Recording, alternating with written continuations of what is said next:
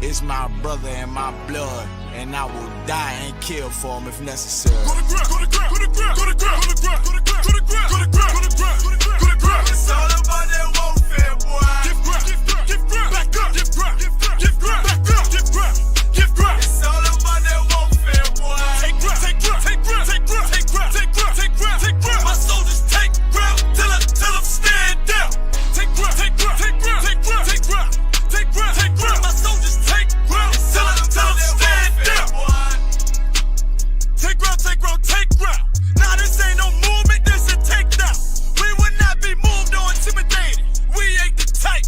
You got a problem, tell them cross the fucking line. My niggas ain't polite. Soldiers to the left and right. I die for every man body. Before I be a coward, I'd rather be a dead body. This will be my kingdom when the hour pass. You can either get with it or get flipped like an hourglass. We live by honor and no excuse. Just sit the prayer up to the Lord. I told him, then let all the terrorists loose. Hold your tongue or get rebuked, cause you made a truce. With a race to make merchandise out of my abuse. Scared of who? You got your gun, then pull it. Me and my niggas start to argue, it's about who gon' bite the bullet. It gon' take round, take round, take round. Opponents better move slow. Attack dog for this truth, nigga, cool yo. Go to ground, go to ground, go to ground, go to ground, go to ground, go to ground, go to ground, go to ground, go to ground, go to ground, go to ground. It's all about that warfare, boy. Give ground, give ground, give ground, back up, give ground, give ground, give ground, back up, give ground, give ground. It's all about that warfare, boy. Take ground, take ground, take ground, take ground, take ground, take ground, take ground, take ground. My soldiers take ground till I'm stand down. Take ground, take ground, take ground, take ground, take ground, take ground, take ground. My soldiers take ground till I'm stand down. Oh, thought you could cross us with no consequence, but you will pay dearly. You should've used your common sense. My zeal lit, that means you could never prevail. Hey, where the truth sit, hey, where warriors dwell.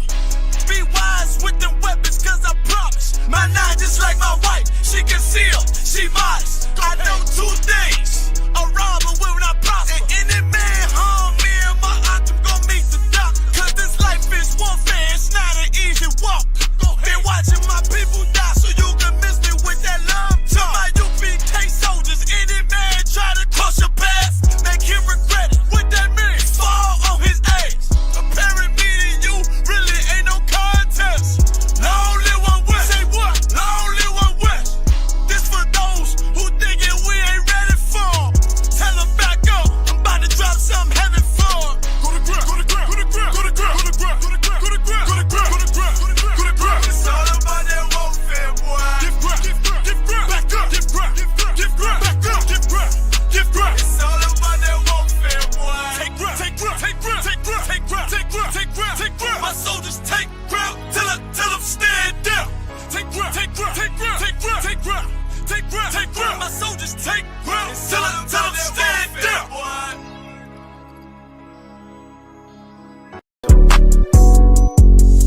Yeah. UPK shit, man, One West. Hey. I'm a UPK nigga, I'm stuck in my ways. That's on them, letting cowards fill up they ranks. Goddamn, lost tribes got them following waves. Loyalty a lifestyle, nigga, I'm just saying. Yeah, I'm a saint, no New Orleans, it's going up. Next spot, we at the B&B. I'm turned up, I pull up in the SRT. Burning rubber, hey, UPK shit. Look, met her at the club, told her pull up to the lobby. She know I'm in the coat, we're all black, no Illuminati. This my other half shit, I can't move without it. These my motherfucking brothers, yeah, what I'm gon' do without them, yeah.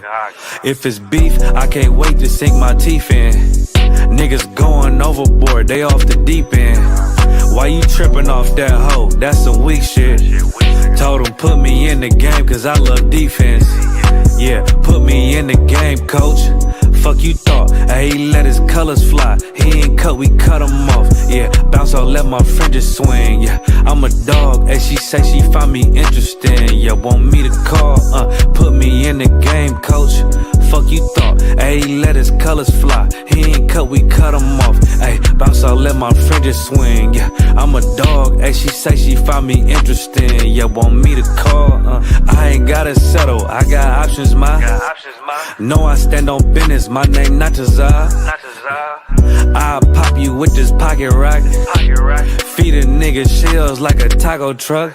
Hey, this bitch got sound effects. It go pew pew pew. I ain't trippin' on no drink, got bottles in a room. I'm in Durham, North Carolina, bitch, it's 12 a.m. Look at them, they ain't none of us, and we ain't them. I told him, put me in the game, coach. Fuck you thought, ayy, let his colors fly. He ain't cut, we cut him off. Ayy, bounce out, let my fringes swing, yeah. I'm a dog, ayy, she say she find me interesting. Yeah, want me to call, put me in the game, coach. Fuck you thought, ayy, let his colors fly. He ain't cut, we cut him off. Ayy, bounce out, let my fringes swing, yeah. I'm a dog, ayy, she say she find me interesting. Want me to call, yeah. UPK shit, man, you already know what it is. It's the 55th annual Passover, man, turn up. We gon' do this shit the UPK way, not the other way. You hear me? Yeah.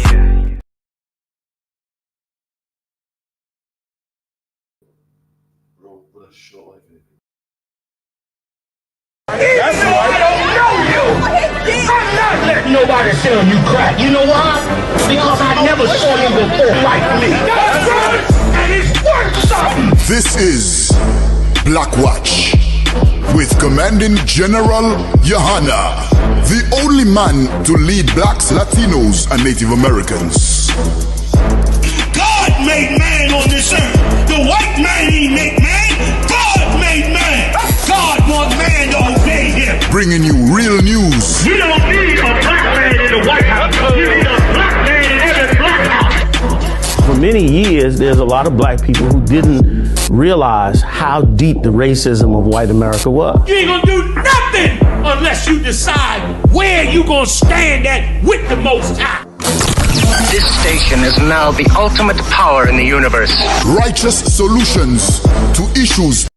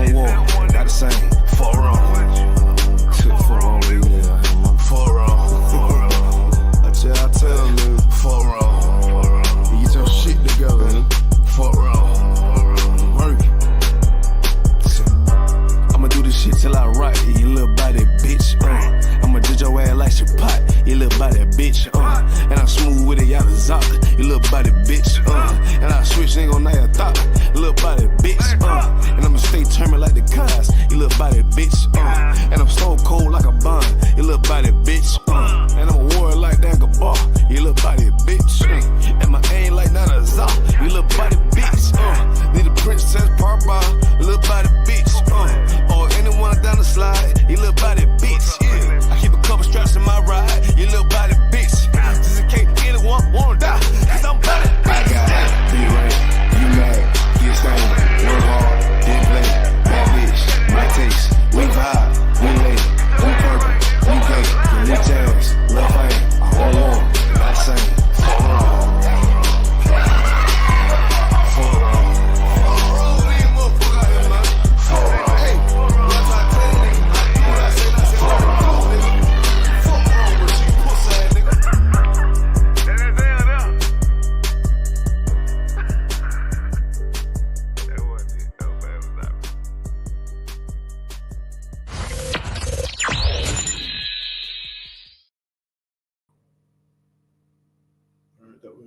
Hey, Shalom Israel. This is the Wednesday night history class. Also, remember, check out Commanding General Yohana's radio show. 2 a.m. UK time. The class is here Monday through Friday. Let me just this way we was. All right. So we're gonna go continue with the whole. We started last week. We can get finished today. Hold on. So yeah, we're gonna try and today. Also, any questions? Bear with me. Just try to get the audio.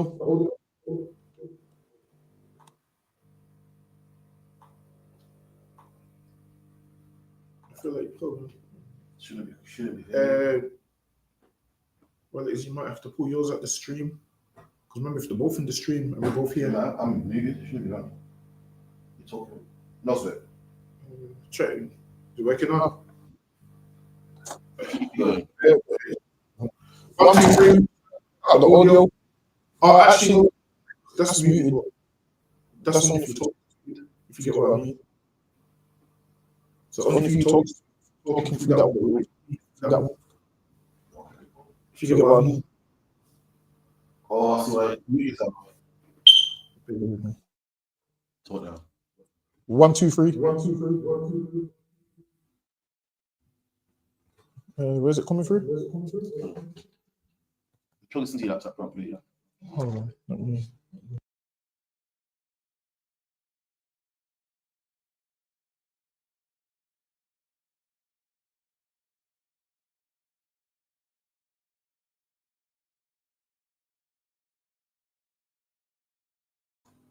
All right, somebody give me a 1 in the chat if you can hear me clearly. We're just working out the audio. I believe we might be ready to go. Hold on, bear with me 1 second. What are the settings as well? See this USB. Should call USB. So.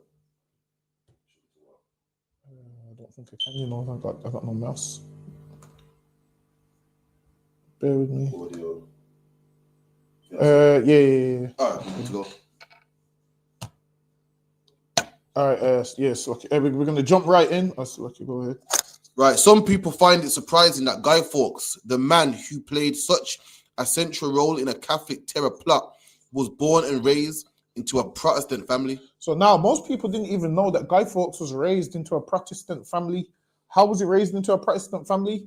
His original father was a Protestant, but his father died when he was young, and his mom remarried a Catholic, and that's how Guy Fawkes became Catholics.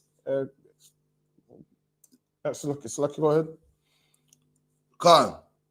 But as we shall see, this is just one of the things that many of the gunpowder plotters had in common. So imagine all of these Catholics, a lot of things they had in common is that what? They grew up Protestant. So a lot of them grew up as Protestants, and in later when they got to about 17, 18, they converted to Catholicism. But before that, a lot of them was born Protestants. Yes, lucky, go ahead. Khan. Alongside Guy Fawkes himself in his years was Christopher White, commonly called Kit, with his brother John, known as Jack, was also at the school 2 years above Guy and Kit. The Wrights were the sons of John and Ursula Wright of Plowland Hall, Holderness, and were born Protestants. So now, some of the other men involved in the gunpowder plot, they were born Protestants. The reason most people don't know the names of the other men born in the part of the gunpowder plot is because they focus on Guy Fawkes, because he's the guy that got caught. He's the guy that got caught in the room under Parliament with all the gunpowder. So that's the reason why people know Guy Fawkes only and don't know the others. But he weren't even the main man in the plot. He was just a man that was good at certain things, but he weren't the main man. That's lucky. Go ahead. Come. But in their 30s, they, along with Guy Fawkes, would find themselves plotters in the gunpowder treason. Another pupil at the school was Robert Middleton, who converted to Catholicism and was executed for his faith in 1601. So now, another member of the pupils, meaning people that they went to school with, Guy Fawkes and them is seeing Catholics getting executed. They're seeing Catholics getting executed under Queen Elizabeth. So people they went to school with, he's seeing them getting killed because of their faith. So a lot of the gunpowder plot this what led them up to it, because they was like, yo, when Mary was in charge, we was good. Queen Elizabeth took over. Now we're getting killed. We're losing our land. We're getting fined. We've seen people we went to school with get killed. So now they've took it upon themselves like, yo, something has to give. We're not going to let this slide. Slucky, go ahead. Khan. Edward Oldcorn was at the school too, and later became a Catholic priest. Although it was doubtful that he knew much, if anything, of the gunpowder plot, he was linked to it at the time and executed in 1606. So now he was linked to the plot at the time, and he was executed in 1606. So now a lot of people was linked to this plot, and a lot of people didn't really know much about the plot. A lot of people knew but didn't want to know, because they even told Catholic priests what it was going to do, and the priest had to say, yo, you can't tell me, because if you tell me, I'm going to have to reveal it. So a lot of them didn't want to know. They knew what was happening, but they would rather not know, because if you don't know, you can always say, well, I didn't know about it. So a lot of them wanted to not know. Yes, Lucky, go ahead. The gunpowder plot of 1605 is a perfect example of how interconnected life at a turn of the 17th century was, particularly for the Catholic community of England. Many of the plotters knew each other beforehand, as with Guy Fawkes and the Wrights, and many were related to each other by marriage. So Lucky, read that one more time. The gunpowder plot in 1605 is a perfect example of how interconnected life at the turn of the 17th century was, particularly for Catholic community of England. Many of the plotters knew each other beforehand, as with Guy Fawkes and the Wrights, and were related to each other by marriage. So a lot of them was related. So a lot of them to school together, even they was related through marriage. So, okay, go ahead. Canada Council. In late 1587, or possibly early 1588, Guy Fawkes left York behind and went to live with his mother, sister, and nephew, a new stepfather, Salakia, initially at Pulling House in Little Trimble, and then in a much larger property they acquired in Scotland. This was to be a pivotal moment in Guy's life, for while his father had been a lawyer acting in the case of... So his father was a lawyer, but not a lawyer that you would think. His father was like a clergyman. So his father was like one of them Protestant men that would go collect the money of the Catholics. So that's what his father would do. Yes, Lucky, go ahead. Canada Council. Being a lawyer acting in the cause of Protestantism, his new stepfather was a well-known Catholic recusant. Indeed, Scotland was hotbed of Catholic recusancy, being home to leading Catholic families, including the Pullins and the Percys. So now these were home to Catholic families, including the Pullins and the Percys. And there was a man called Robert Percy who was big in this plot. So Robert Percy, he was one of the big men in this plot. They came together and said, yo, we're going to do ABC. And Robert Percy was one of them. So Lucky, go ahead. Canada Council. It seems that Dennis also succeeded in converting his wife, Edith, to the Catholic cause. Although she may have always harbored Catholic sympathies, but suppressed them to protect her first husband, Edward's position as an ecclesiastical lawyer. A list was made in 1604 of the known Catholics, i.e. the recusants in Yorkshire. So now, a list was made in 1604 of the known Catholics. So they had them on a watch list back then. So back then they had the Catholics on like a terrorist list, because they know, yo, these men got the potential to do something crazy. So a lot of them was already on their list. Go ahead. A list that features both Dennis Bainbridge and his wife. They are listed as Dennis Bainbridge, Gent, his wife, non-communicants. Go ahead. Many of the battles of the early years war involved sieges of various durations, with defending troops taking up positions in castles and fortified towers.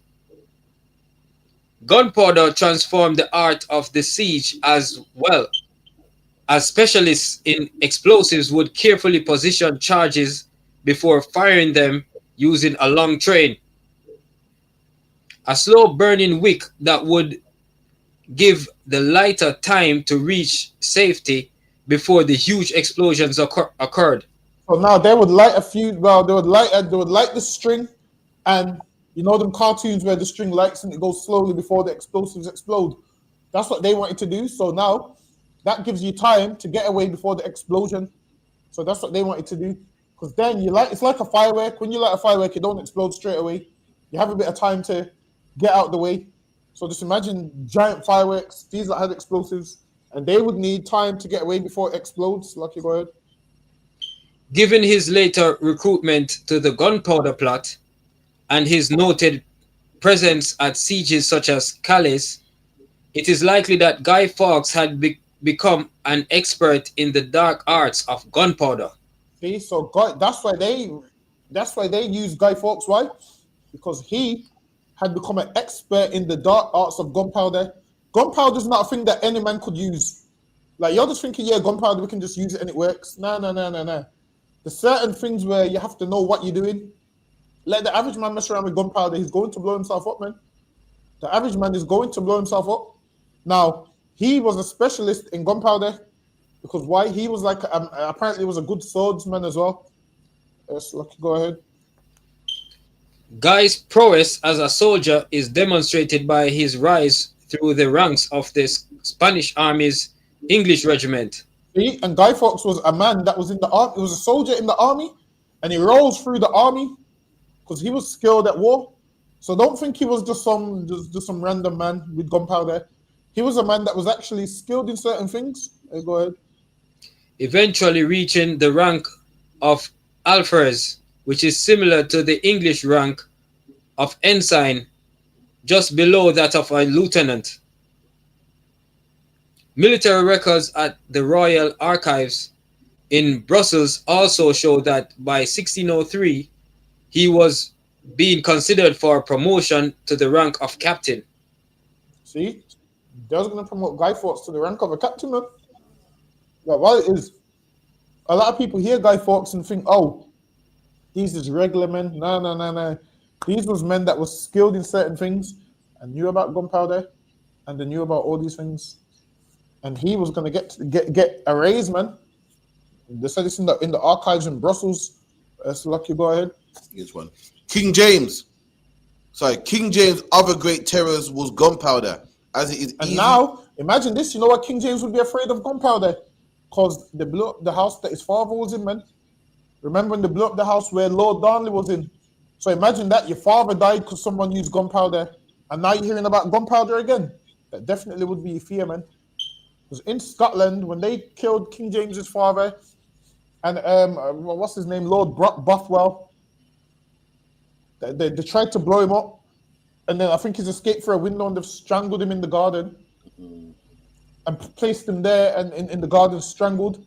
They tried to blow it up, and now that's why King James would have had not really a fear, but this is why King James would have been like, yo, gunpowder's nothing to play with because his father died that way. Go ahead. Khan. And it is easy to explain why it is held such a horror for him. James's childhood saw him placed on the Scottish throne, aged just 13 months, but it was a base tragedy rather than a regal fairy tale. So they're saying the reason he got the throne weren't because of a nice fairy tale, it was because of a tragedy. Go ahead. Khan. James Stewart was the son of Mary, today as Mary, Queen of Scots, and Henry Stuart, Lord of Darnley. And Henry Stuart, Lord Darnley, man. So now, King James, his father got killed. Similar situation, gunpowder plot. Obviously, they framed his mother, Lord Bothwell, took her, forced her to marry him. And the people said she was involved in the plot. And then after all of that, she just, had to go to jail for like 18, 19 years under Queen Elizabeth before she was killed. But that's why it mentions King James. and gunpowder because his father died that way in Scotland. Yes, Lucky, go ahead. And the reason is because I think the mom was meant to spend the night with the dad in the castle where he was, and she didn't attend. So they're like, "Yeah, that's dodgy. She knew not to be there." So that's the narrative that they're saying. But it's Lucky, go ahead. Unknown to him, 2 barrels of gunpowder had been placed beneath his bed chamber. Darnley survived the initial explosion but was caught by his assassins running from the church. They put gunpowder under his bed to blow him up. They tried to blow him up, but he escaped the explosion, and then they caught him and strangled him to death. Go ahead. Caught by his assassins running from the church and strangled to death wearing just his nightshirt. So now they strangled him. This man's just got on a nightshirt. Listen, man, I mean, you know when you're young, your parents tell you, oh, you must wear pajamas because you don't know what's going to happen, man. You get me? You only get caught in just your t-shirt. So sometimes you gotta have the pajamas on, man. Listen, I seen a picture of there was a fire and a man had to come down with just his drawers and then those ripped in that. This is why. Sometimes you gotta Sometimes you gotta have some clothes close by just in case. Yeah, you gotta have some clothes close by just in case, man. Lord Darnley was just out there in his drawers and a t-shirt, man, and he's running, and the assassins caught him and strangled him. Yes, Lucky, go ahead. Cancer. Thus, it was that James Stewart, son of Mary and Henry Stewart, unless the Rizzio rumors were true, acceded to the Scottish throne as a 1-year-old. He would hold onto it for nearly 58 years. Gaining power at such an early age must have been... He was on that throne for a long time, 58 years, man. Who's the longest serving monarch? Queen Elizabeth, right? I think she got longer than that. Didn't she get like... Nah, she died at about 97. Oh, you want to piece the gun? Yeah. Oh, yeah, I thought you meant last one. No, so I think she was on the throne for 80, about 70 years. I think she got some kind of jubilee for 70 years on the throne. That reign sounds long, right? Listen, Christ's reign is going to be forever, man. That's right. Listen, what these monarchs celebrate ain't going to be nothing from that day. That's Lucky, go ahead. Canada on concert. Gaining power at such an early age must have exerted a profound effect on his ego. But he would also have a lifelong fear of assassination. And listen, that's most black men's fear, that, yo, they got a lifelong fear of assassination, man. When you're on top, you feel like everybody's out to get you. So now, of course, you're going to be like, yo, damn, are they going to come and get me today? You're going to have tight security, man. And imagine him hearing about all the plots, and then he hears about the gunpowder plot that almost was successful. Listen, man, that'll make you paranoid for life. Go ahead. Cancer, and especially of gunpowder. It was gunpowder and its aftermath that had swept his father and mother away from him while still a baby. Although his mother Mary lived until her son James was 21, they would never see each other after her exile. Yeah, read that part one more time. Cancer. It was gunpowder and its aftermath that had swept his father and mother away from him while still a baby. Although his mother Mary lived until her son James was 21, they would never see each other after her exile. See? So when people say King James had sex with his mom, stupid, don't make no sense. His mother was took away from him when he was a baby, and they would never see each other after her exile. So much that when Mary used to send letters to James, to her son, the people in charge of delivering the letters wouldn't let him get the letters, man. She used to write letters and talk about, oh, I miss you, I ain't seen you from you as a baby. And he used to want to speak to his mom, and they used to be like, nah, don't. There's a lot of people in between that mother and son relationship. So when people say, oh, King James had sex with his mom and killed his mom, that's a lie. First of all, King James ruled Scotland, and Scotland didn't have no power over England. England and Scotland weren't linked at that stage. At that stage, Scotland had its own monarch, England had its own monarch, until King James unified it. So King James couldn't stop his mother getting killed even if he wanted to. Why? Because she's on the English rule, because she's locked up in England. and his in Scotland, and the two ain't intertwined until he began to rule over both of them. Yes, Lucky, go ahead. Canada and Cancer. James's longevity as Scottish king is testament to his political astuteness, if nothing else, at a time when one false move could see even kings or queens swiftly disposed of. Whatever his true feelings were, he showed great civility towards Thomas Percy, and while not being fully committed on any subject, he did enough to convince Percy that he supported tolerance towards Catholics, even if he wouldn't legalize open Catholic worship. So now the Catholics, when King James was in office, they thought, yes, we can sit down and reason with him. And he showed them tolerance. But after a while, they weren't happy with what was happening. They thought, yo, we're getting a new monarch. Everything is going to fall into place how they wanted it. But obviously it didn't. And then that's why they was mad at King James. And they felt like, yo, he tricked them. Go ahead. Thomas Percy was elated at the conversations he had with the king, and the news spread throughout the Catholic community. Percy spoke to King James and he spreaded some information like, yeah, the king said us Catholics can blah, blah, blah, blah, blah. And that wasn't true. But it spread throughout the Catholic community and they was all excited thinking change is going to come. Go ahead. Whether by Chinese whispers or by Percy's own exuberance, the half promises and suggestions of the king became amplified. That's it, and that's Lucky, sir. Lucky, go ahead. He made Mr. Thomas Percy very generous promises to favor Catholics actively. So now they said King James made them promises to favor Catholics, and people always get caught up with that. Like if you vote, you hear them talking about, yeah, because if you vote for this, this is going to happen. You get generous promises, and then when it don't come to fruition, you be upset. So Thomas Percy sat down with King James, thought Catholics was going to get a better life. It didn't turn out so. Go ahead. Come, and not merely to free them from the bondage of persecution in which they were then living. So the Catholics felt like they was in bondage and under persecution. Go ahead. Indeed, he would admit them to every kind of honor and office in the state without making any difference between them and the Protestants. At the last, he would take them under his complete protection. The king promised all this and much more than I write here. So now he wrote this to Catholics, yo, the king promised this, and this is what he said will happen. He will take us under his wing, and he promises us protection.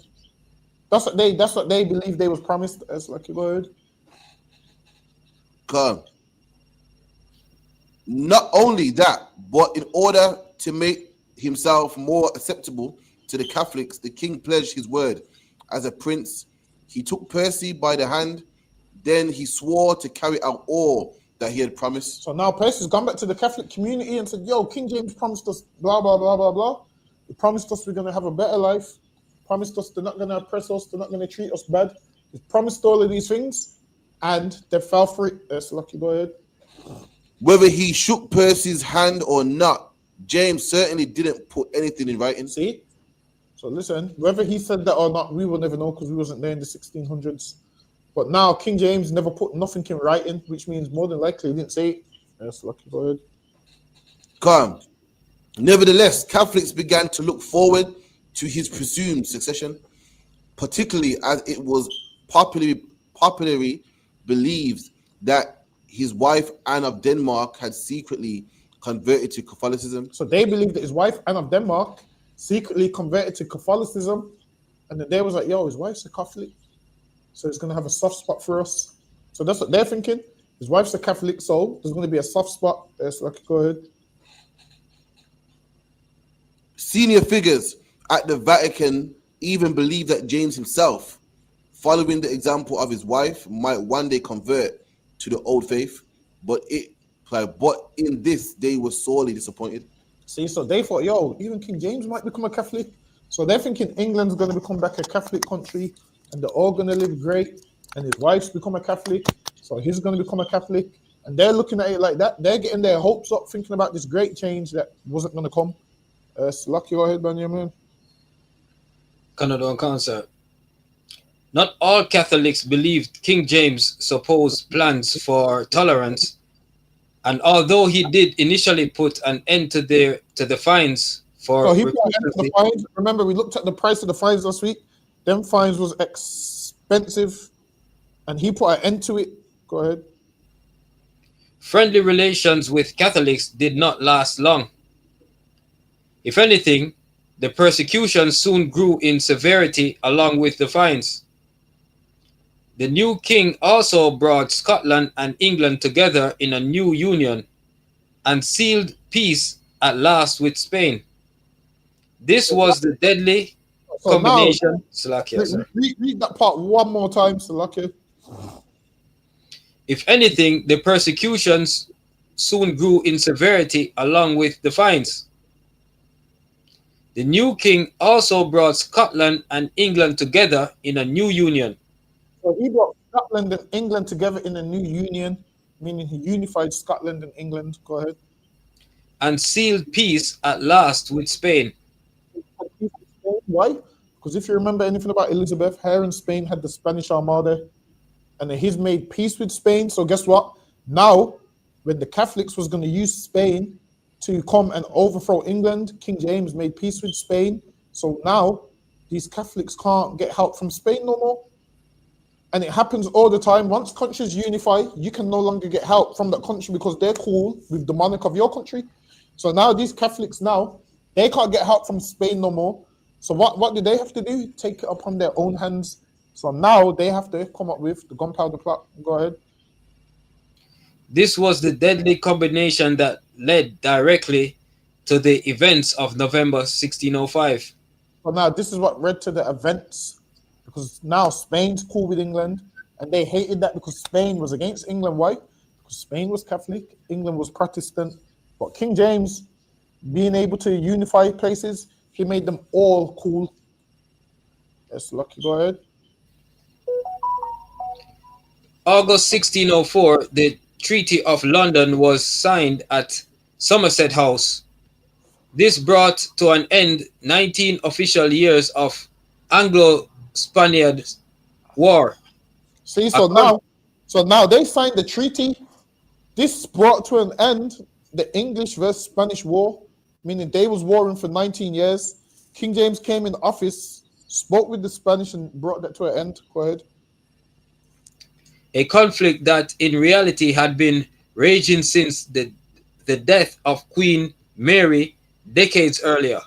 See, and this was raging since Queen Mary, because Queen Mary was Catholic. She died, and her Protestant sister got the throne. So that's when that war started. Go ahead. While Guy and Kit had been kept under virtual arrest for fear that they would launch a plot, 2 actual plots had already been attempted and foiled during their time in Spain. They were known as the biplot and the main plot, as it was suspected that the same masterminds may have been behind both attempts on King James's life. See, so there was many attempts on King James's life. People are thinking, yeah, there was only one attempt on his life, but no, there was a ton of attempts on his life. Go ahead. The biplot was a plan to kidnap King James and force him to repeat anti-Catholic legislations. The plotters also wanted some anti-Catholic courtiers to be removed. So now they want him to come back, and whatever was said bad about Catholics, to take those words back. That's what they wanted him to do. So they planned to kidnap him. There was a time when they even planned to kidnap his daughter and so forth. They had plenty of plans to kidnap King James and his kids. Go ahead. Notably, Sir Robert Cecil. Unfortunately for them, and predictably, Cecil already knew of the plot before it had a chance to be enacted. So now I think his name's Robert Cecil. I think it's Cecil. So I think they pronounce it Cecil. So yeah, Robert Cecil is like it was like an advisor I understand it was like an advisor to the king or the queen. So he was like a close man advisor. And for some reason, Robert Cecil, I don't know how these would find out anything back then without technology, but they was finding out information. He would find out who wanted to kill the king, who wanted to do this, who wanted to do that. Which lets you know, back in the biblical days, when people could find out about plots, it lets you know it's true. You're just thinking people are only finding about plots now because of the internet. No. The Lord had things in place for you to have, for you to find out if someone's committed a murder in the city, man. Because you bring them, they wash their hands over their heifer. That's how they'll do it back then. Now, Robert Cecil, he would find out from people this plot, and then a lot of them he would ignore as, yeah, that's not true. And some of them he would have to take serious. So, Lucky, go ahead. Catholic priests William Watson and William Clark were executed, and Sir Walter Raleigh, thought to be involved with both the by and the main plots, was imprisoned in the Tower of London. The main plot. There was like high-end prisoners, because you go to the Tower of London, that's like a big prison. That's not no little holding prison. That's where prisoners go. They'll put like your big prisoners in there. If you go to the Tower of London, it's because you committed some mad crime and you're a big prisoner, and they need guards 24/7. It's like maximum security. Go ahead. The main plot of July 1603 was thought to be the work of Raleigh and Henry Brooke, Lord Cobham, and its aim was to assassinate King James and replace him with his Catholic cousin, Lady Arbella Stuart. So now they wanted to assassinate King James and replace him with his Catholic cousin. So because England used to be a Catholic country, they wanted a Catholic monarch. Listen, them Catholics and Protestants used to go to war, man. They used to kill each other. I'm telling you, the way they used to kill each other, like no tomorrow. There's lists of how much people was assassinated, and there's more people who would be unrecorded, who'd be assassinated, but it's not recorded. Even back then, they used to make like underground bunkers for people to go through and hide Catholics in, and so forth. It was that bad in England at one stage that they used to hide them in these underground tunnels. Apparently, they still got some of these underground tunnels today. Lord, did I get to go to one and see how it was structured and what it's actually like to go in an underground tunnel. But it's lucky. Go ahead. It was uncovered during investigations into the byplot, and saw Cobham take his place alongside Raleigh in the Tower, although he was released shortly before his death in 1618. Within months of King James coming to the English throne, 2 attempts had been made against him. One that would have seen him killed. The more peace-minded Catholics were appalled, correctly foreseeing that James would. So now the more peace-minded Catholics were appalled. So some people wanted to see him killed, some people didn't. Some Catholics wanted him dead, some didn't. It's like some Christians are radical, some ain't radical. So it was the same back then. Go ahead. Foreseeing that James would use this as an excuse to turn against England's Catholic population. Initially, however, James praised the Catholics who had helped to foil the plot.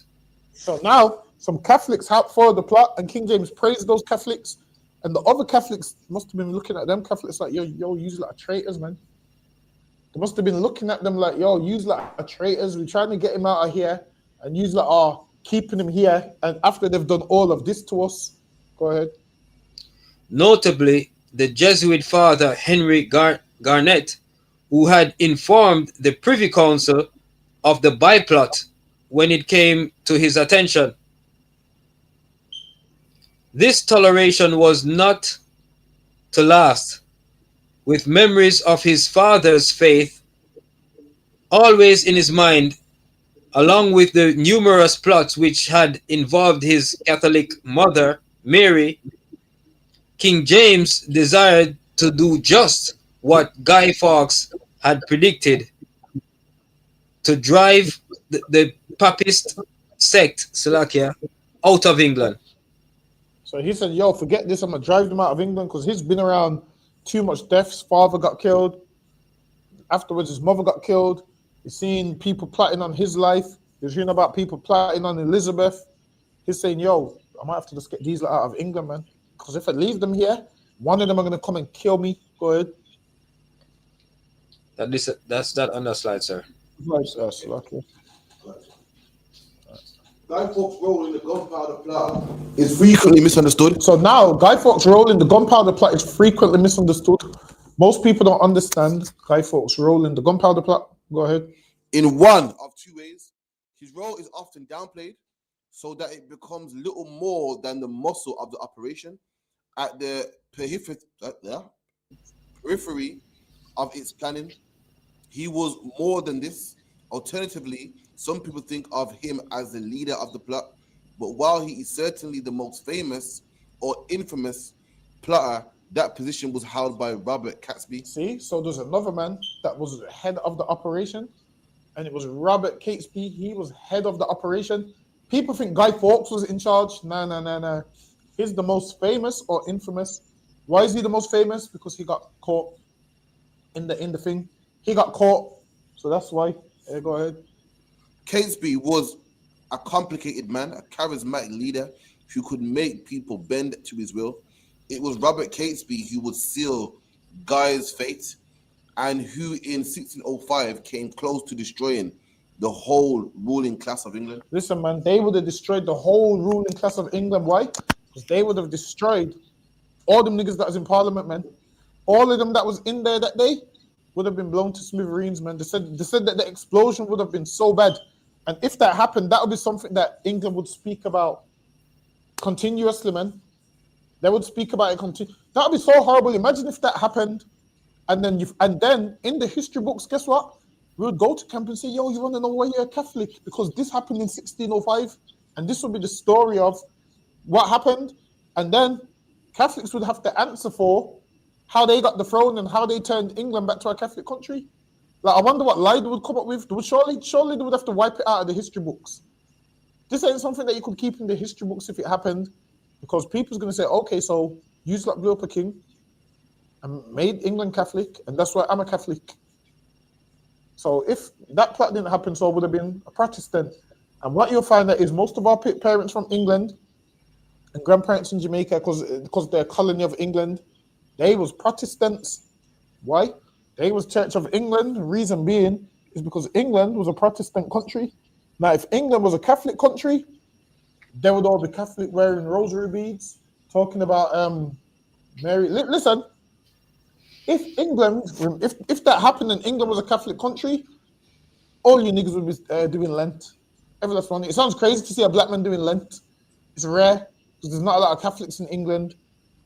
But a lot of you would be celebrating Lent and all of those things if their plan came to fruition.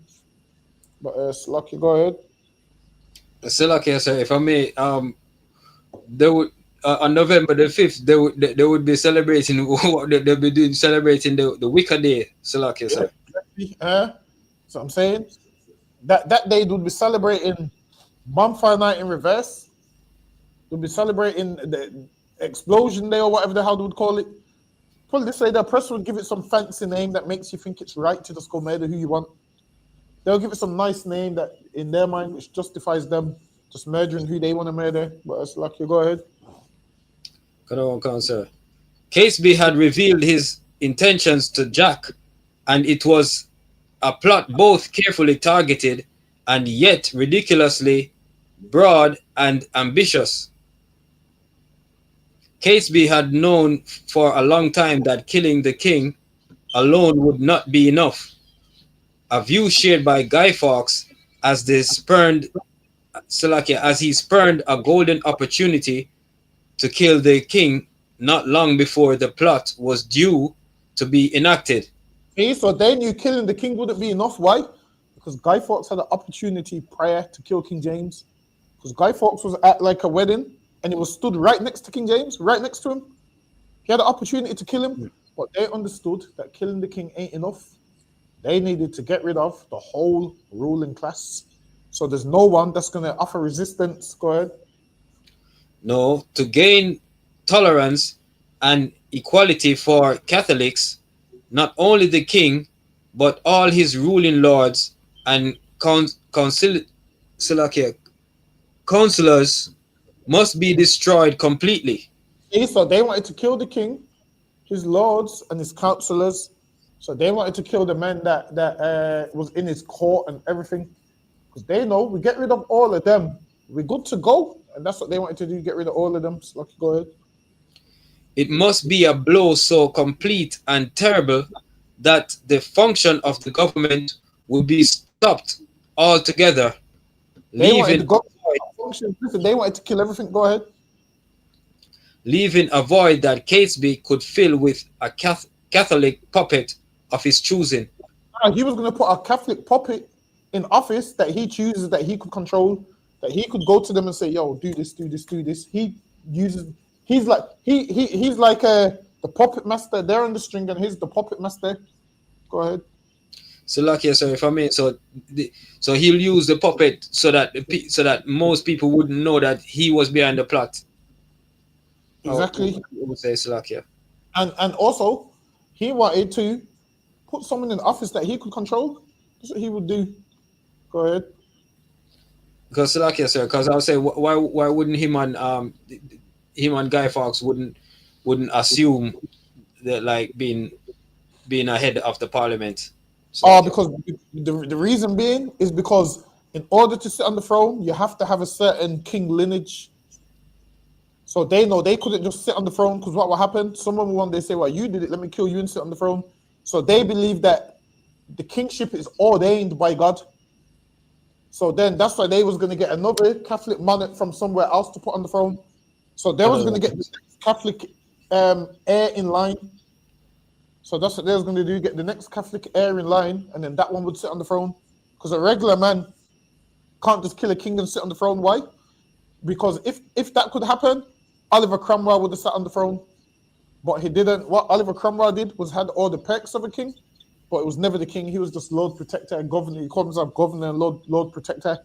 Yes, lucky. Go ahead. Testimony summed up Catesby's plot as he revealed it to the men he recruited. Thus, Catesby decided after much reflection to gather together all the enemies of the Catholic religion in England and get rid of them in one single blow. Liberty. So now, he said, "I'm going to get rid of them in one single blow." At that time, no one knew what he meant. Listen, he meant gunpowder, man. He meant, "I'm going to get rid of them with gunpowder." It's lucky. Go ahead. Council. Liberty to be restored to Catholics with no resistance. To carry out this resolve, the best way seemed to him to await the reassembly of Parliament, when the three estates of the realm would be together with the king, councillors, Puritans, and bishops. These were all of them determined that in that time, a place they would give the final death blow to the Catholic cause. As we have said, in that same moment of time, the plotters hoped to bring upon their heads the evil they had designed for others. They would blow them up with a mine, and the parliament. It was like, "Yo, everything they've done evil to us, we're about to do whatever to them. We're gonna blow them up, man." That's what they're saying. Go ahead. They would blow them up with a mine, and the Parliament House along with them. And they said, "Blow up the Parliament House along with it." Imagine House of Parliament. They was gonna blow all the up, man. Go ahead. In this way, the authors of those most cruel laws would be removed along with the very place where they had been made. Go ahead. By this means, he, Catesby, also thought that no leader would be left to oppose the papists. So a papist is like a Catholic, a strict Catholic. So now they was like, yo, once we blow them all up, there's going to be no one left to go against us. So the plan was to blow them up so they could obviously take over England. So Lucky, go ahead. But what exactly was he being recruited for? Primarily, he was recruited because of his experience in mining and the use of explosives. Understand this? This was a proper plot. This was a paid plot where, yo, you do this, we do that. They recruited him. Why? Like, I understand this. They weren't recruiting people with no skills. They was recruiting people who are skilled. They're recruiting him because why? He knows how to use explosives, which lets you know not every man can use explosives. It's like, really? Not every man should use fireworks? Some people blow their hands off, man. Not everybody should use fireworks because they don't know what they're doing. But Guy Fawkes knew how to use explosives, and he was recruited for that reason. Let's look, go ahead. Because of his experience in mining and the use of explosives gained in encounters such as the Siege of Calais.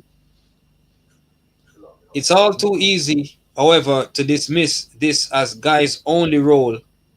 For as Thomas Wintour said in his meeting with Hugh Owen, he was wanted not only to oversee the execution of the plot, but for his counsel and help in organizing it. That's it on that, sir. That's it, Lucky. Go ahead. Before Mass was said, the 5 conspirators had gathered in another room for an essential part of the proceedings. It was there that Guy Fawkes and Thomas Percy placed their hand upon a primer, a book of prayers and devotions to be said at certain times of the day, and repeated what Catesby, Jack Wright, and Thomas Wintour had already done: an oath of fellowship and an oath of secrecy.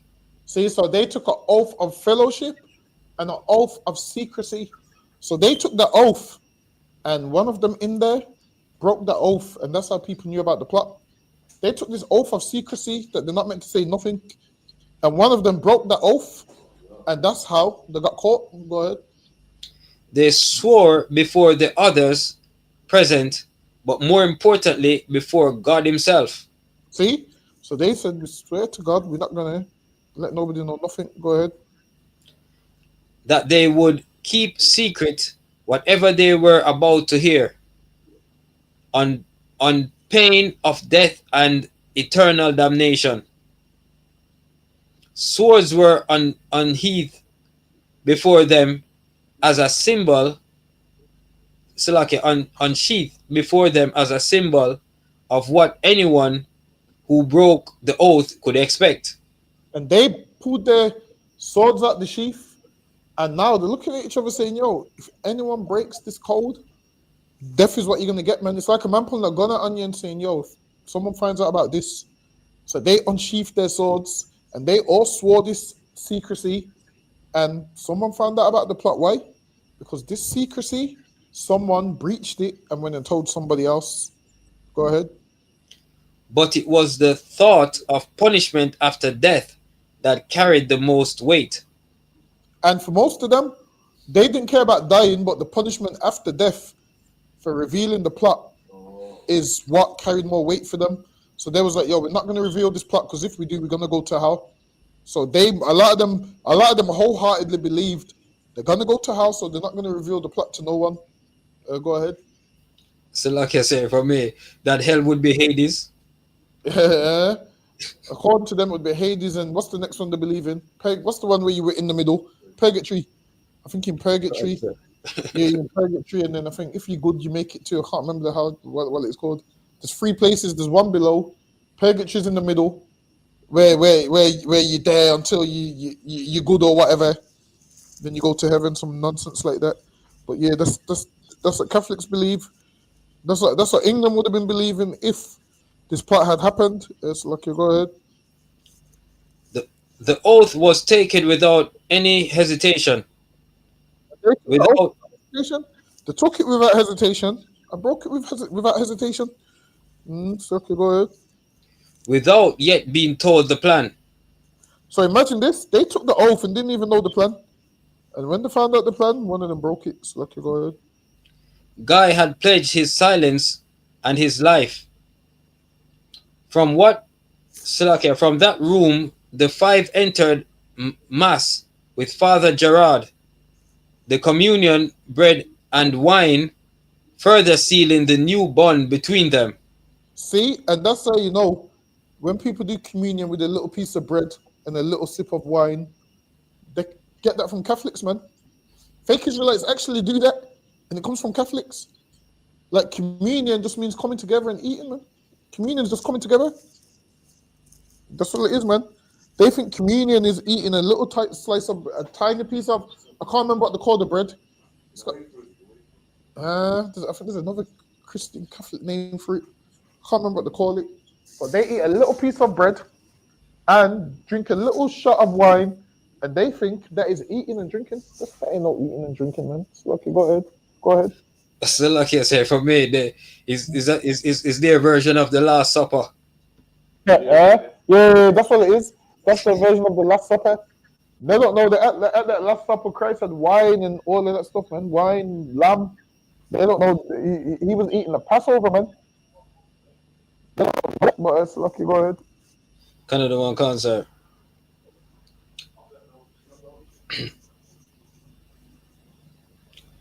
With the mass over, Gerard left the room, ignorant of their plans, but undoubtedly able to feel the tension in the air. So now, the man that was praying with, Catholics have a thing that they call holy. I can't remember his name. The man they pray with, whatever his name is. But now, this is the one that usually leads the prayer for them. So this man's they call him Father something. So this man leads the prayer, and they've not said nothing to him about what they're going to do, but he could sense the energy. Sometimes you can sense certain things. Like, it's not hard. Listen, man, if you go around five niggas and they're about to jump you, you can sense it, man. It's not hard to listen. When someone's about to punch you, you can sense it. You can see how they're walking up. You can sense certain things. So he sensed it, but he's not fully knowing what it is. Go ahead. Canada one concert. The men were alone, and it was now that Robert Catesby finally revealed the plan in its minutiae. They would find a suitable property near the House of Lords, and from there... They said they'll find a suitable property near the House of Lords. Why? Because if they want to blow it up, they need to be close. So, lucky, go ahead. And from there, tunnel under the building before planting enough gunpowder to completely destroy it and anyone within. At the same time, a group of men would seize the Lady Elizabeth, daughter of King James, with See, a view. So now, after that, they wanted to kidnap King James's daughter. Go ahead. To seize the Lady Elizabeth, daughter of King James, with a view to installing her as the puppet queen to the new Catholic regime. See? So now they knew that they would have to have a descendant of James on the throne, and she would have been the queen, because they know they have to get one of the heirs. So she would have been the puppet queen, meaning they would control all her decisions. So she would be on the throne, but they would make all the decisions. And that usually happens with some of your governments. That usually happens with a lot of people. The man that you see, somebody else is telling them what to do. Listen, man, black people really thought Obama was going to save them. You thought he was the man coming up with all them plans. No, it don't work like that, man. There's always someone behind and using them as a puppet. So you think, yep, that person's giving these orders and whatnot, and it's not really that person. Go ahead. Canada and Khan. Guy wholeheartedly approved of the plan. And Guy, meaning Guy Fawkes, he approved of this plan. He heard it and he's like, yo, I'm down with that, man. Go ahead. That's it, sir. That's it, Salaki. Salaki, go ahead. It was now that they began to gather some of the materials they would need for their plot, primarily gunpowder and Now, the timber, materials, gunpowder and timber, go ahead. which were at this point stored in the house that Catesby had rented on the south side of the Thames, across the river from the property Percy had rented. By the time the planned explosion, by the time of the planned explosion, the plotters had gathered a huge amount of gunpowder. It is estimated that they had around 2.5 tons contained in 36 barrels, and that this was more than 25 times the amount needed to bring down the House of Lords. So imagine that. They had more than 25 times the amount needed to bring down the House of Lords. Go ahead. It would also have devastated the surrounding area to a radius of around 500 meters, Listen, taking in buildings. 500 meters. Hold on, let me see how far 500 meters is in miles. Bear with me.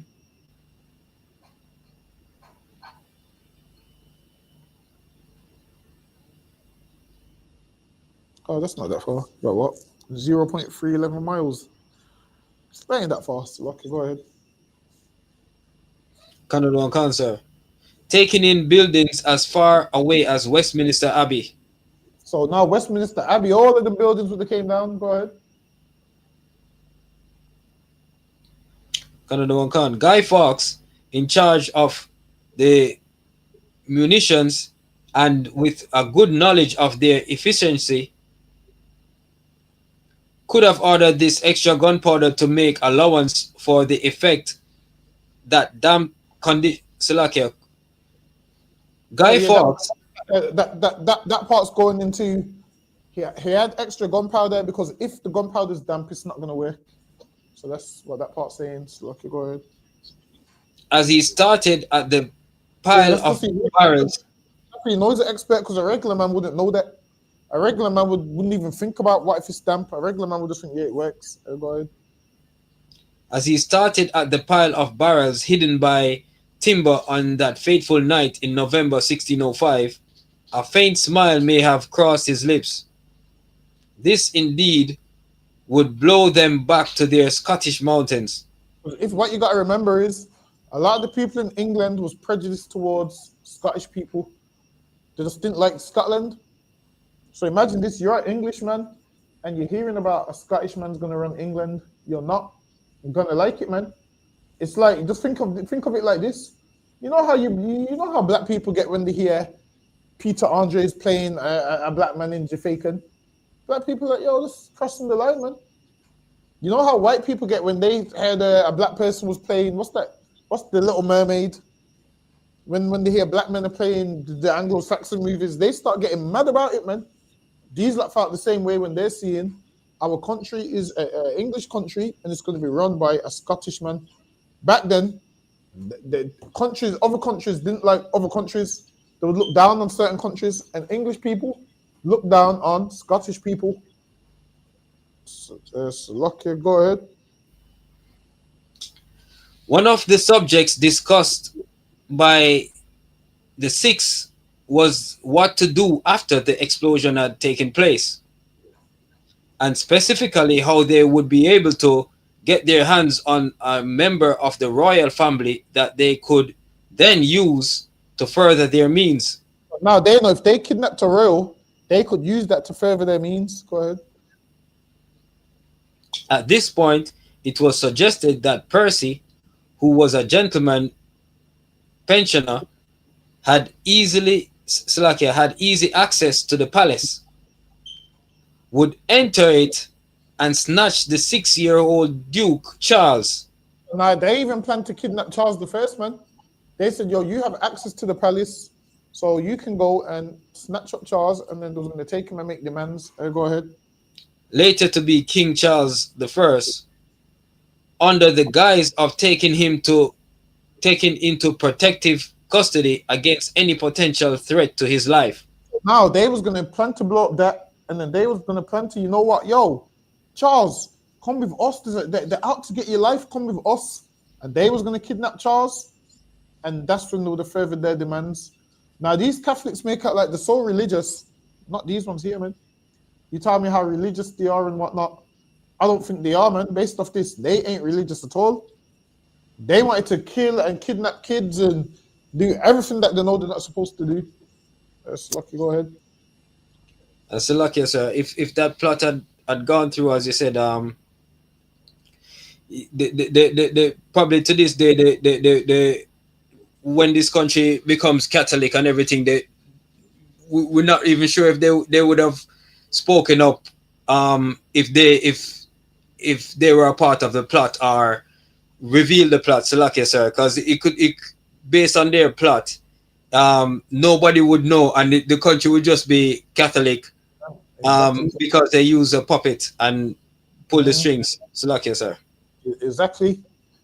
That's what I'm saying. England would have changed from a Protestant kingdom to a Catholic one overnight, because they already planned, yo, we're gonna get men to start an uprising. So now they plan to blow up that and start uprising at the same time. But obviously it just didn't go to fruition. Yes, Lucky, go ahead. Guy's role within the plot had been further extended. A ship was to be held in readiness in London.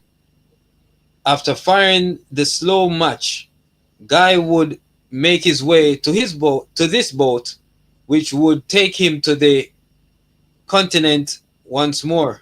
So now, after Guy Fawkes was to blow up them, he was meant to make it. He was meant to jump on a horse and make it to a boat and get the hell up out of England. Go ahead.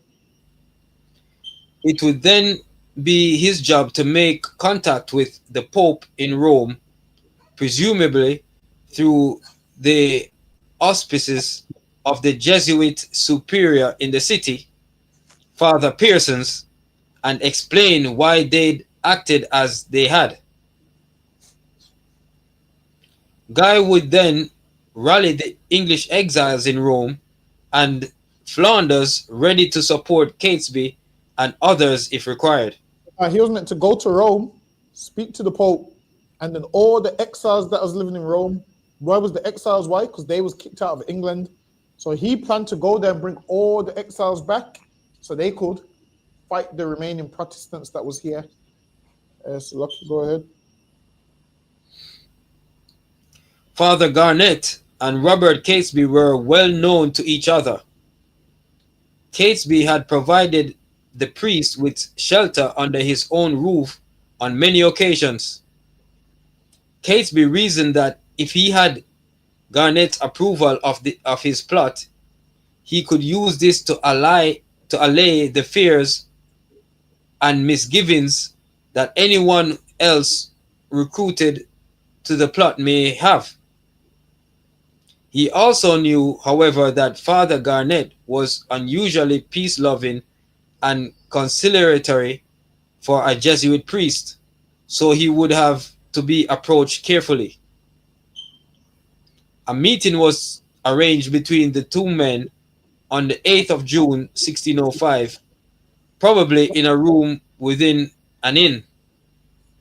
After copious amounts of wine, Catesby dropped a question into the conversation: whether the church thought it was lawful to kill an innocent man or men for the greater good. So this nigga got drunk and he's asking these questions, yo, is it lawful to kill an innocent man or men for the greater good? So he's got drunk and he's running off his mouth and he's asking them kind of questions now. Yes, Lucky, go ahead. Catesby would ask Garnet to hear his confession, but guessing something of this content and realizing the danger it would put him in, Father Garnet refused. Now, this man didn't want to hear his confession. Why? Because he knows if he hears this confession, now he's in a position to say, nah, you can't do that, it's wrong. So he would rather not know. It's easier for him to not know what's going on or what's happening. It's a lot easier. Go ahead. Canada and Cancer. Father Garnet was bound by the seal of his by seal of the confessional. He had gathered that Catesby had a plan that would risk innocent lives. Because But he if he asked that question, he knew it was something to do with that, but he didn't want to really hear. Because if he hears, then he knows what's going on. He would rather live like he don't know. That way, yeah. When it's mentioned to him afterwards, he can act like he didn't know nothing. Go ahead. But if he heard this confession, he too could be held complicit, and his sacred code would not allow him to inform the authorities.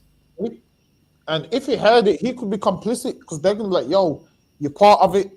And if he don't reveal it, no, if he does reveal it, he's broke. His plan is not meant to give out the information. So if you don't give out the information, he's damned if he does or if he don't. So he would rather not know because he don't want to get put in that position. Go ahead. Garnett took to trying to put Catesby off his plans, whatever they were, by referring repeatedly to the Pope's instruction to England's Catholic to seek peaceful remedies and to leave their fate in the hands of God. So he told them to seek peaceful remedies, and these men didn't want a peaceful remedy. That's not what they wanted to hear, man. So like, hold on, wait. Let me see if I need this slide because we're coming up to the end of the class. Yeah, go ahead. Around the time of Parliament's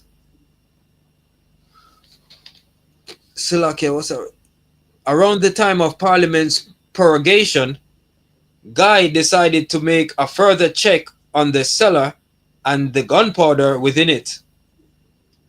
He had placed certain indicators invisible to others that would show whether anyone had entered the chamber. But now he had certain indicators to know if anyone had entered the room. So you would put like little things in place where only you would know, like you would put like something behind the door. So if that door's been opened, it moves a little bit further back. You'd be like, hold on, I didn't leave it there. So certain little things in place. Most people do it with their house to put certain little things in place so you know if something's been touched. Go ahead. Just think Matilda, the woman used to leave the chocolates in a certain place, man. What's her name? Miss Trunchbull.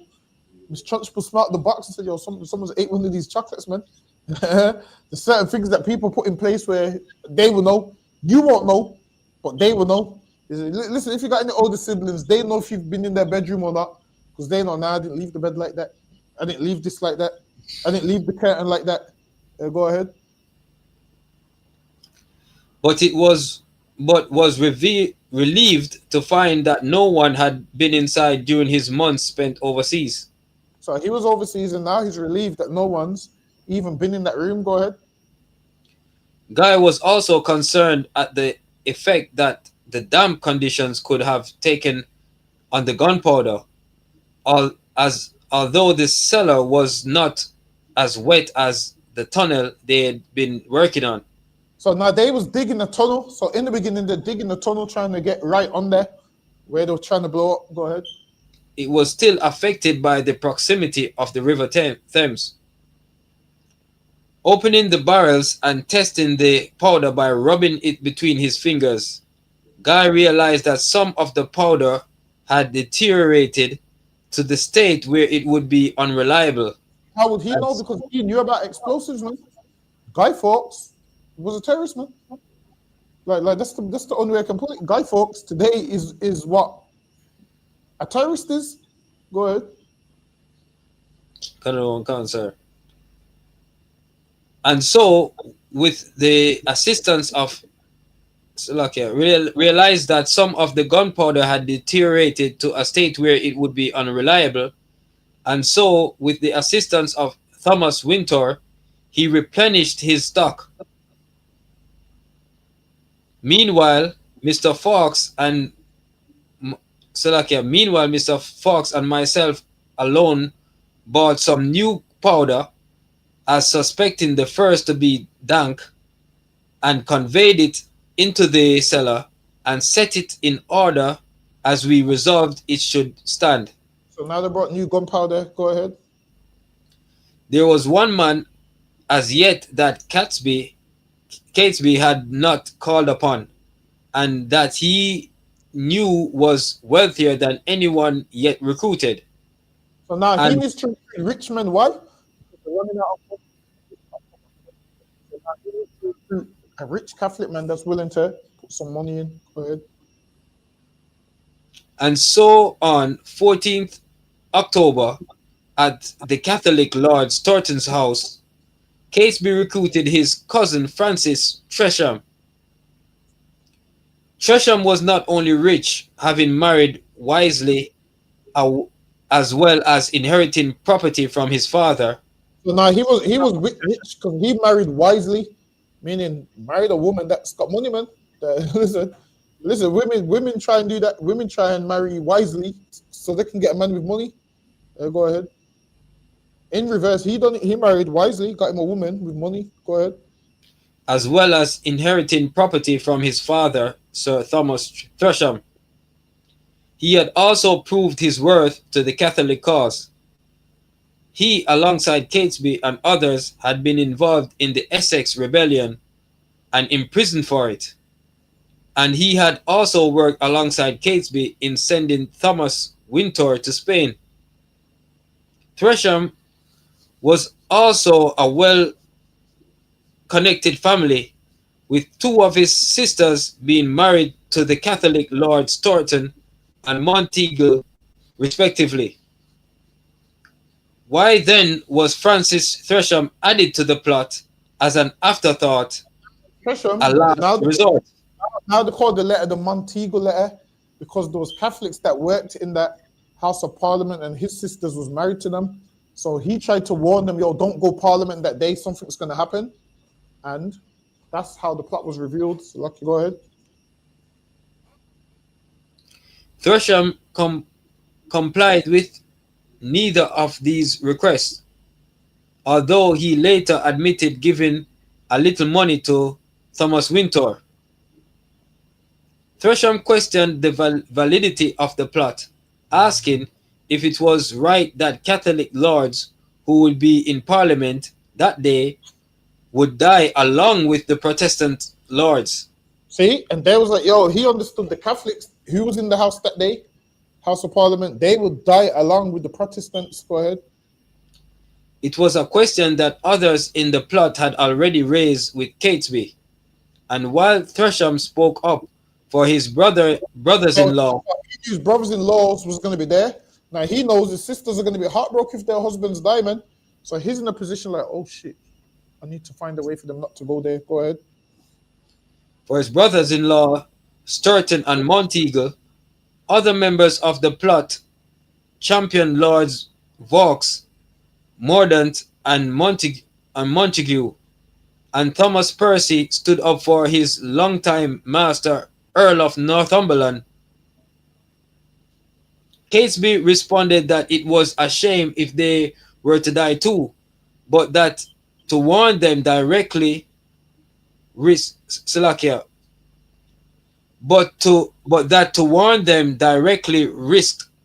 destroying their whole plot. And it was right, man, because it goes, if he warns them directly, that destroys the whole plot. So Catesby was like, yo, they're going to have to die, man. He's like, yo, they're going to have to be collateral damage because we need to rule. And some of them just are going to have to die so we can get this rule. Because if we warn them, that's going to expose the plot. Go ahead. Reluctantly, at least if his own confessions is to be believed, Francis Tresham agreed to join the plot and be guided by his cousin. Nevertheless, on one occasion it seemed that Catesby defied his own instructions. Lord Montague, the man who had employed Guy Fawkes at Cowdray House, testified that he chanced upon Catesby while walking in the Savoys, a Thameside area of the Strand, on 15th of October. Perhaps Tresham's pleas a day earlier were fresh in Catesby's mind, for he stopped Montague and said, "The Parliament, I think, brings your lordship up now. I think your lordship takes no pleasure to be there. And now he told them, yo, he's basically said, yo, there's something going on there.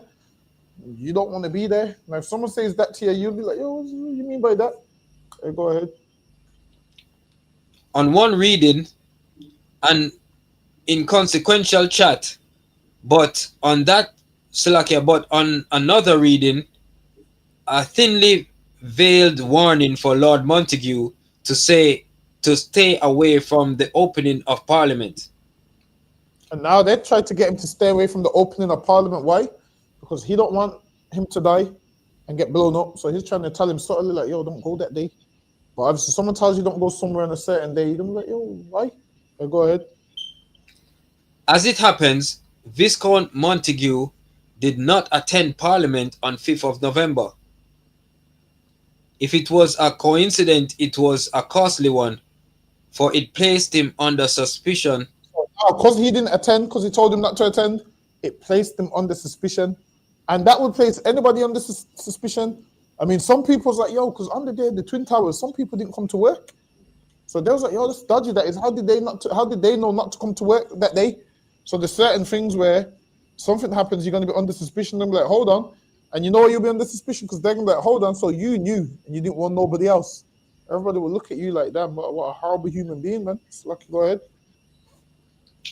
My lord, out of love I bear to some of your friends, I have a care of your preservation.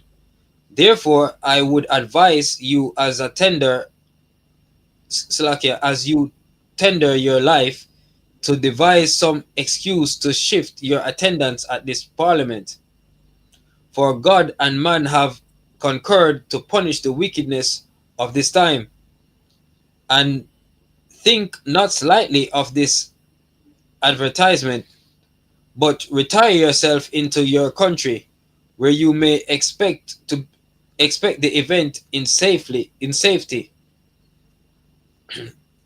For though there be no appearance of any stir, yet I say they shall receive a terrible blow. This Parliament. It says they shall receive a terrible blow. That's what it says, man. They shall receive a terrible blow. So they was gonna blow them up, man. Go ahead. And yet they shall not see who hurts them. This counsel is not to be condemned, because it may do you good and can do you no harm. For the danger is past as soon as you have burnt the letter, and they said burn this letter afterwards. Go ahead. And I hope God will give you the grace to make good use of it, to whose holy protection I commend you. Hold on, let me this one. Yeah, go ahead. Who then was the writer of the Montego letter? I'm asking who's the writer. Hold on. I gotta skip some of these. I'm trying to. Yeah, go ahead. As one day turned into the next. So now this is guy. The last slide will let you know that they came in. He told him his name was John Johnson. They left and they had a funny feeling. They said, "No, something ain't right." So now they've gone back. So now he's in the room with the gunpowder. Go ahead. Guy heard a faint noise from outside the cellar. He opened the door to see what was amiss. But stepping forward into the darkness, he found himself blinded by the light of a lamp thrust into his face. A man was upon him, who knocked Guy off his feet and pinned him to the floor. Guy overcame his momentary confusion, and a brief yet fierce struggle ensued, in which Guy crushed the man's hand so fiercely that he considered drawing his dagger and stabbing him before thinking better of it.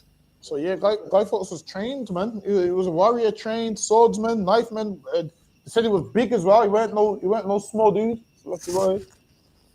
Armed men came to the guard's aid. Guy Fawkes was having him up, man. So Guy Fawkes was having him up, and armed men came to the guard's aid. Go ahead. dragging Guy to his feet and binding his hands behind his back.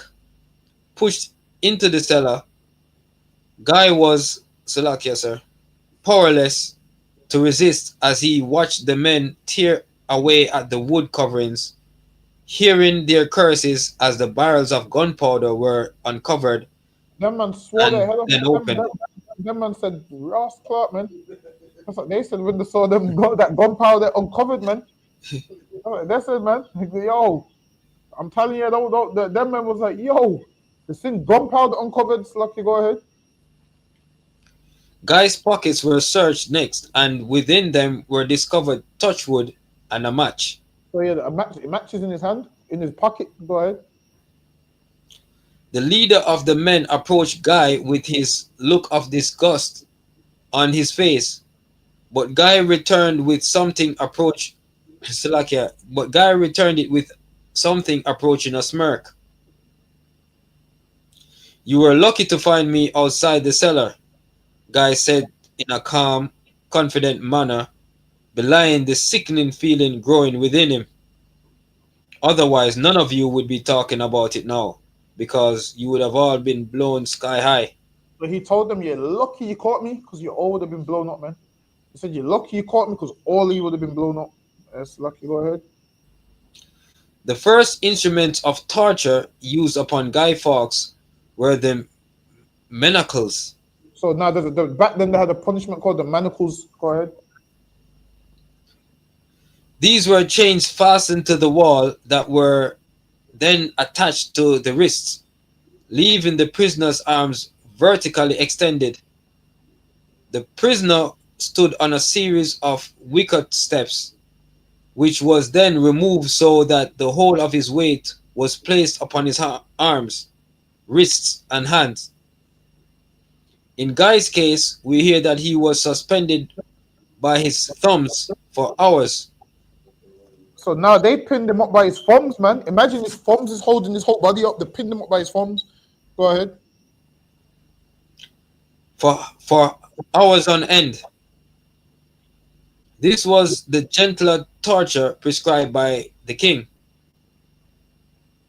Guy would have felt the same sensations related by Father Gerald as he looked back to the time when he himself had been manacled in the tower. Now they're talking about, hold on, yeah, go ahead. Guy endured the same pain and met it with the same resolve. After being released from the manacles, he was then held in the cell known as the Little Ease, just 4 feet high, 16 inches wide, and 2 feet long. It was designed to prevent prisoners from being able to stand up, lie down, or sit in comfort, and must have been especially painful. Imagine this, you're in there, you can't sit down, you can't stand up, you can't sleep, you can't lie down. Everything you're trying to do, you can't do it because it's too small. That's where they had him, man. Lucky, go ahead.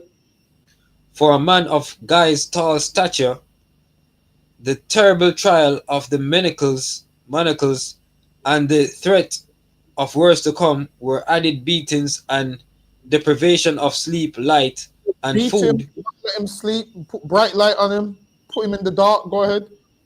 And yet, Guy still refused to be bowed. And Guy Fawkes still didn't grasp. Why? Because Guy Fawkes thought, you know what? They've got me here, but there's going to be an uprising, so they're going to come and get me. He thought, you know what? If I hold out and don't say nothing, the Catholics are going to come and rescue me. Until later on, he found out that, they know about the uprising. They've captured all of them. That's when Guy Fawkes knew this is over for him. Go ahead. On 8th of November, Ward wrote to Robert Cecil to report on his prisoner's steadfastness and obstinacy in the face of torture. Now listen, man, my man is not folding. Oh, so lucky. Listen, we're up on the time. We're gonna have to. I don't even know. We're up on the time. Clap it up. I can't even read this on the press. All right, so lucky. Go ahead, Benjamin. You can call it. You know to call it, right? Canada Council. Oh yeah, go ahead. You can call it. Men of Israel, I Madiam. I'm Madiam Sabat.